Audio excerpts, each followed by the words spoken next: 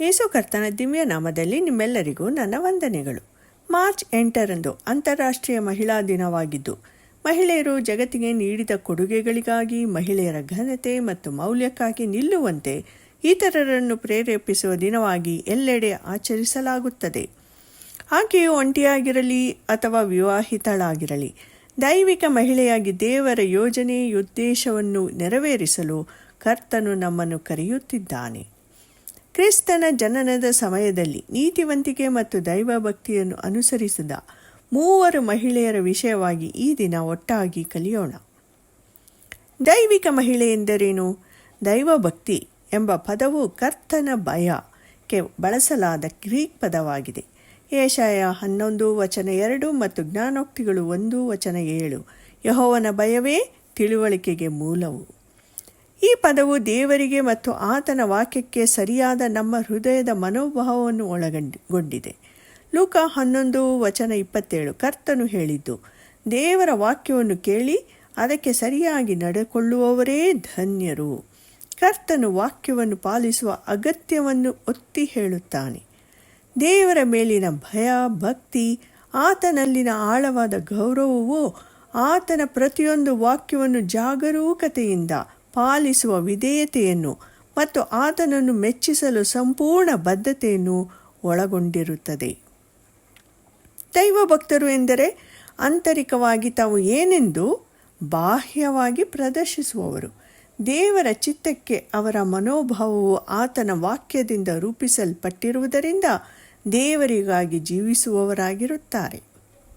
1 ತಿಮೋಥೆಯ 6:11 ಪೌಲನು ದೇವರ ಮನುಷ್ಯನನ್ನು ಹೀಗೆ ಪ್ರಚೋದಿಸುತ್ತಾನೆ: ನೀನಾದರೋ ನೀತಿ, ಭಕ್ತಿ, ನಂಬಿಕೆ, ಪ್ರೀತಿ, ಸ್ಥಿರಚಿತ್ತ, ಸಾತ್ವಿಕತ್ವ ಇವುಗಳನ್ನು ಸಂಪಾದಿಸುವುದಕ್ಕೆ ಪ್ರಯಾಸಪಡು. ಪೌಲನು ತಿಮೋಥೆಯನಿಗೆ ಬರೆದಿರುವಂತೆ ಶತಮಾನಗಳಿಂದ ದೈವಭಕ್ತ ಪುರುಷರು ಮತ್ತು ಮಹಿಳೆಯರು ಈ ಉಪದೇಶವನ್ನು ಶ್ರದ್ಧೆಯಿಂದ ಪಾಲಿಸುತ್ತಿದ್ದಾರೆ. ಕ್ರಿಸ್ತನ ಜನನದ ನಿರೂಪಣೆಯು ನೀತಿವಂತಿಕೆ ಮತ್ತು ದೈವಭಕ್ತಿಯನ್ನು ಅನುಸರಿಸಿದ 3 ಮಹಿಳೆಯರನ್ನು ಒಳಗೊಂಡಿದೆ. ಈ 3 ಮಹಿಳೆಯರು ವಿಭಿನ್ನ ವಯಸ್ಸಿನವರಾಗಿದ್ದರು. ಮರಿಯಳು ಯೋಸೇಫನೊಂದಿಗೆ ವಿವಾಹಕ್ಕೆ ನಿಶ್ಚಿತಾರ್ಥವಾಗಿದ್ದ ಕನ್ಯೆಯಾಗಿದ್ದಳು. ಲೂಕ 1:26. ಆಕೆಯ ಸೋದರ ಸಂಬಂಧಿ ಎಲಿಜಬೆತಳು ಬಂಜೆಯಾಗಿದ್ದಳು, ಮಕ್ಕಳನ್ನು ಹೆರುವ ವಯಸ್ಸನ್ನು ದಾಟಿದ್ದಳು. ಲೂಕ 1:7-18-32. ಅನ್ನಳು 84 ವರ್ಷಗೂ ಮೇಲ್ಪಟ್ಟ ವೃದ್ಧ ಮಹಿಳೆಯಾಗಿದ್ದಳು. ಲೂಕ 2:36. ಈ 3 ಮಹಿಳೆಯರ ವಯಸ್ಸಿನಲ್ಲಿ ದೊಡ್ಡ ವ್ಯತ್ಯಾಸವಿದ್ದರೂ ದೇವರ ದೃಷ್ಟಿಯಲ್ಲಿ ಅವರಲ್ಲಿ ಬಹಳಷ್ಟು ಸಾಮ್ಯತೆ ಇತ್ತು. ಮೊದಲನೆಯದಾಗಿ, ದೇವರ ದೃಷ್ಟಿಯಲ್ಲಿ ಈ 3 ಮಹಿಳೆಯರು ನೀತಿವಂತರಾಗಿದ್ದರು. ಮಲಾಕಿಯನು 2:2 ವಿವರಿಸಿದಂತಹ ಸಮಯ ಅದು. ಸೇನಾಧೀಶ್ವರ ಯೆಹೋವನು ಇಂತೆನ್ನುತ್ತಾನೆ, ನನ್ನ ನಾಮವನ್ನು ಘನಪಡಿಸಬೇಕೆಂಬ ಆಜ್ಞೆಯನ್ನು ನೀವು ಆಲಿಸಿ ಮಂದಟ್ಟು ಮಾಡಿಕೊಳ್ಳದಿದ್ದರೆ ನಾನು ನಿಮಗೆ ಶಾಪವನ್ನು ಬರಮಾಡುವೆನು, ನಿಮಗೆ ಆಶೀರ್ವಾದವಾಗಿ ದಯಪಾಲಿಸಿದವುಗಳನ್ನೂ ಶಪಿಸುವೆನು. ಇಂತಹ ಸಮಯದಲ್ಲಿಯೂ ಈ 3 ಸ್ತ್ರೀಯರು ನೀತಿವಂತಿಕೆಯನ್ನು ಅನುಸರಿಸಿದರು.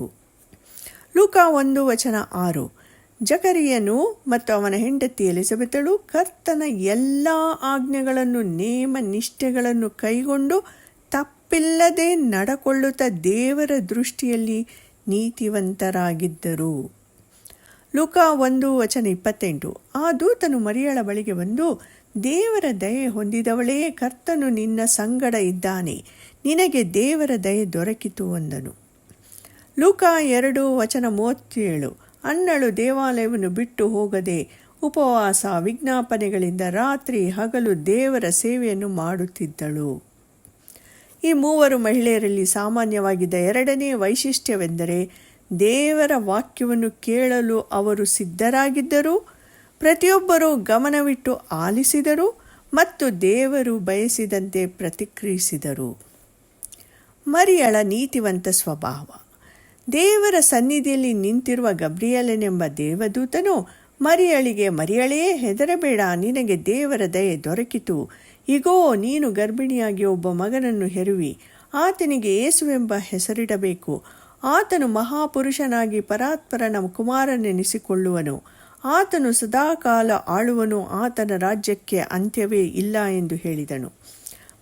ಮರಿಯಳು ಆ ದೂತನನ್ನು, ಇದು ಹೇಗಾದೀತು, ನಾನು ಪುರುಷನನ್ನು ಅರಿತವಳಲ್ಲವಲ್ಲ ಎಂದು ಕೇಳಿದ್ದಕ್ಕೆ ದೂತನು, ನಿನ್ನ ಮೇಲೆ ಪವಿತ್ರಾತ್ಮ ಬರುವುದು, ಪರಾತ್ಪರನ ಶಕ್ತಿಯ ನೆರಳು ನಿನ್ನ ಮೇಲೆ ಬೀಳುವುದು, ಆದದ್ದರಿಂದ ಹುಟ್ಟುವ ಆ ಪವಿತ್ರ ಶಿಶು ದೇವರ ಮಗನೆನಿಸಿಕೊಳ್ಳುವನು.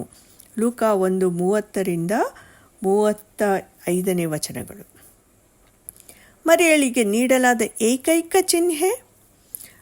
ವಚನ 36, ನಿನ್ನ ಬಂಧುವಾದ ಎಲಿಸಬೆತಳಿದ್ದಾಳಲ್ಲ, ಆಕೆ ಸಹ ಮುಪ್ಪಿನವಳಾದರೂ ಗರ್ಭಿಣಿಯಾಗಿದ್ದಾಳೆ. ಆಕೆಯ ಗರ್ಭದಲ್ಲಿ ಗಂಡು ಮಗುವದೆ. ಬಂಜೆ ಎನಿಸಿಕೊಂಡಿದ್ದ ಆಕೆಗೆ ಇದೇ 6ನೇ ತಿಂಗಳು. ಮರಿಯಳ ನಂಬಿಕೆಯು ಈ ಸಂಕ್ಷಿಪ್ತ ಹೇಳಿಕೆಯಲ್ಲಿ ನೆಲೆಗೊಂಡಿತು. 37ನೇ ವಚನ, ದೇವರಿಂದ ಬರುವ ಯಾವ ಮಾತಾದರೂ ನಿಷ್ಫಲವಾಗುವುದಿಲ್ಲ. ಮರಿಯಳ ಪ್ರತಿಕ್ರಿಯೆ. ಲೂಕ 1:38. ಆಗ ಮರಿಯಳು, ಇಗೋ ನಾನು ಕರ್ತನ ದಾಸಿ, ನಿನ್ನ ಮಾತಿನಂತೆ ನನಗಾಗಲಿ ಅಂದಳು. ಈ ಕನ್ಯೆಯು ವಿಶೇಷವಾಗಿ ಅನುಗ್ರಹಿಸಲ್ಪಟ್ಟವಳು ಮತ್ತು ನಂಬಿಗಸ್ತಳೆಂದು ಸಾಬೀತುಪಡಿಸಲ್ಪಟ್ಟಿತು. ಯಾವುದೇ ಇತರ ಮಹಿಳೆಗಿಂತ ಹೆಚ್ಚಾಗಿ ಮರಿಯಳು ತನ್ನ ದೇಹವನ್ನು ದೇವರಿಗೆ ಮೀಸಲಾಗಿಯೂ ಮೆಚ್ಚುಗೆಯಾಗಿಯೂ ಇರುವ ಸಜೀವ ಯಜ್ಞವಾಗಿ ಅರ್ಪಿಸಿದಳು. ಅದನ್ನು ಅವಳು ತನ್ನ ಸಮಂಜಸ ಸೇವೆ ಎಂದು ಪರಿಗಣಿಸಿದಳು. ರೋಮಾಪುರದವರಿಗೆ 12:1-2. ಅವಳ ವಿವೇಕಪೂರ್ವಕವಾದ ಸಮರ್ಪಣೆಯನ್ನು ನಾವು ಯಾವಾಗಲೂ ಗೌರವಿಸುತ್ತೇವೆ. ಏಸು ಕರ್ತನ ತಾಯಿ ಮರಿಯಳಿಂದ ವಿನಮ್ರ ದಾಸಿಯಾಗಿ ಸೇವೆ ಸಲ್ಲಿಸುವುದನ್ನು, ದೇವರ ಚಿತ್ತವನ್ನು ಮಾಡುವುದನ್ನು ನಾವು ಕಲಿಯಬಹುದು. ಗಬ್ರಿಯೇಲನು ಹೇಳಿದ ಹಾಗೆ ಮರಿಯಳು ಗರ್ಭಿಣಿಯಾಗಿದ್ದ ಎಲಿಸಬೆತಳನ್ನು ಸಂಧಿಸಿದಾಗ ಲೂಕ 1:42-45. ಮರಿಯಳು ಎಲಿಸಬೆತಳಿಗೆ ವಂದಿಸಿದಳು. ಎಲಿಸಬೆತಳು ಮರಿಯಳ ವಂದನೆಯನ್ನು ಕೇಳುತ್ತಲೇ ಆಕೆಯ ಗರ್ಭದಲ್ಲಿದ್ದ ಕೂಸು ಹಾರಾಡಿತು. ಮತ್ತು ಎಲಿಸಬೆತಳು ಪವಿತ್ರಾತ್ಮ ಭರಿತಳಾಗಿ ಮಹಾಧ್ವನಿಯಿಂದ ಕೂಗಿ, ನೀನು ಸ್ತ್ರೀಯರೊಳಗೆ ಆಶೀರ್ವಾದ ಹೊಂದಿದವಳು ಮತ್ತು ನಿನ್ನಲ್ಲಿ ಹುಟ್ಟುವ ಕೂಸು ಆಶೀರ್ವಾದ ಹೊಂದಿದ್ದು, ನನ್ನ ಸ್ವಾಮಿಯ ತಾಯಿಯು ನನ್ನ ಬಳಿಗೆ ಬರುವಷ್ಟು ಭಾಗ್ಯ ನನಗೆ ಎಲ್ಲಿಂದಾಯಿತು? ಇಗೋ ನಿನ್ನ ವಂದನೆಯು ನನ್ನ ಕಿವಿಗೆ ಬೀಳುತ್ತಲೇ ಕೂಸು ನನ್ನ ಗರ್ಭದಲ್ಲಿ ಉಲ್ಲಾಸದಿಂದ ಹಾರಾಡಿತು. ನಂಬಿದವಳಾದ ನೀನು ಧನ್ಯಳೇ, ಕರ್ತನು ನಿನಗೆ ಹೇಳಿದ ಮಾತುಗಳು ನೆರವೇರುವವು ಅಂದಳು. ಎಲಿಸಬೆತಳು ಮರಿಯಳನ್ನು ಆಶೀರ್ವದಿಸಿದಳು ಮತ್ತು ದೇವರು ಕರ್ತನಿಂದ ಅವಳಿಗೆ ಹೇಳಲ್ಪಟ್ಟ ವಿಷಯಗಳನ್ನು ಖಂಡಿತವಾಗಿ ಮಾಡುತ್ತಾನೆ ಎಂದು ಹೇಳುತ್ತಾ ಮರಿಯಳ ನಂಬಿಕೆಯನ್ನು ಬಲಪಡಿಸಿದಳು. ನಾವು ಎಲಿಸಬೆತಳಲ್ಲಿ ದೈವ ಭಕ್ತಿಯನ್ನು ನೋಡುತ್ತೇವೆ. ನಾವು ದೈವಿಕ ಮಹಿಳೆಯ ಸ್ವಭಾವವನ್ನು ನೋಡುತ್ತೇವೆ.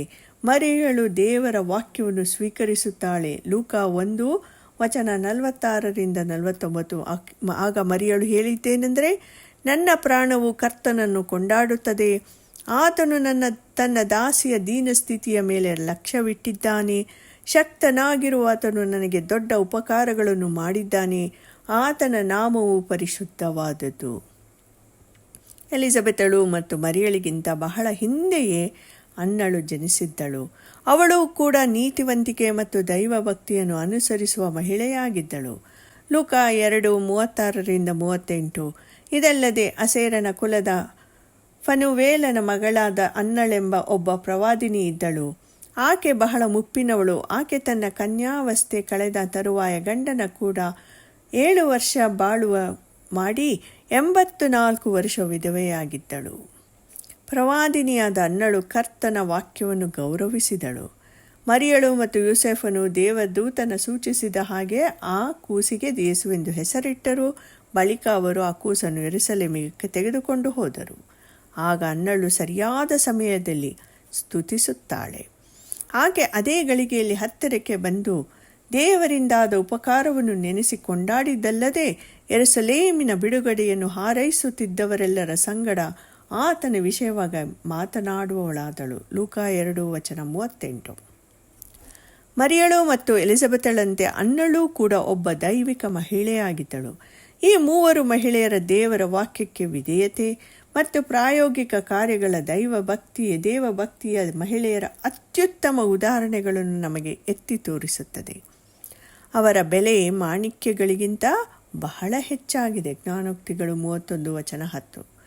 ದೇವರ ವಾಕ್ಯತೆ ತಿಳಿಸಿರುವಂತೆ ತಮ್ಮ ಜೀವನದುದ್ದಕ್ಕೂ ಮಹಿಳೆಯ ನಿಜವಾದ ಮಹಿಮೆಯನ್ನು ಪ್ರದರ್ಶಿಸುವ ಸಹೋದರಿಯರ ಅಗತ್ಯವಿದೆ. ನೀವೇ ಅದನ್ನು ಶ್ರದ್ಧೆಯಿಂದ ಬಯಸಿದರೆ ದೇವರು ಇದಕ್ಕಾಗಿ ನಿಮಗೆ ಕೃಪೆಯನ್ನು ನೀಡುತ್ತಾನೆ. ದೇವರು ತನ್ನ ಜನರಿಗೆ ಆಶೀರ್ವಾದ ಮತ್ತು ಸಂತೋಷವನ್ನು ದಯಪಾಲಿಸುತ್ತಾನೆ. ಲೂಕ 1:50. ಆತನಲ್ಲಿ ಭಯಭಕ್ತಿಯುಳ್ಳವರ ಮೇಲೆ ಆತನ ದಯವು ತಲತಲಾಂತರವರೆಗೂ ಇರುವುದು. ಈ ಕೊನೆಯ ದಿನಗಳಲ್ಲಿ ಕರ್ತನ 2ನೇ ಬರುವಿಕೆಯು ಹತ್ತಿರವಾಗಿರುವುದರಿಂದ ನಾವು ದೇವರು ಒಪ್ಪುವ ಮಹಿಳೆಯಾಗುತ್ತೇವೆ ಎಂದು ನಮ್ಮ ಪೂರ್ಣ ಹೃದಯದಿಂದ ನಿರ್ಧರಿಸೋಣ. ಜ್ಞಾನೋಕ್ತಿಗಳು 31:10-30 ಸದ್ಗುಣಶೀಲ ಮಹಿಳೆಯ ಗುಣಲಕ್ಷಣಗಳಾದ ಯೆಹೋವನಲ್ಲಿ ಭಯಭಕ್ತಿ, ಕಷ್ಟಪಟ್ಟು ದುಡಿಯುವ ಮತ್ತು ದಯೆಯುಳ್ಳವಳಾಗಿರಲು ಶ್ರಮಿಸೋಣ. ದೇವರ ಯೋಜನೆ ಮತ್ತು ಉದ್ದೇಶವನ್ನು ಪೂರೈಸುವ, ಆತನ ನಾಮವನ್ನು ಮಹಿಮೆಪಡಿಸುವ ಮಹಿಳೆಯಾಗಲು ಕರ್ತನು ತಾನೇ ನಮಗೆ ಸಹಾಯ ಮಾಡಲಿ.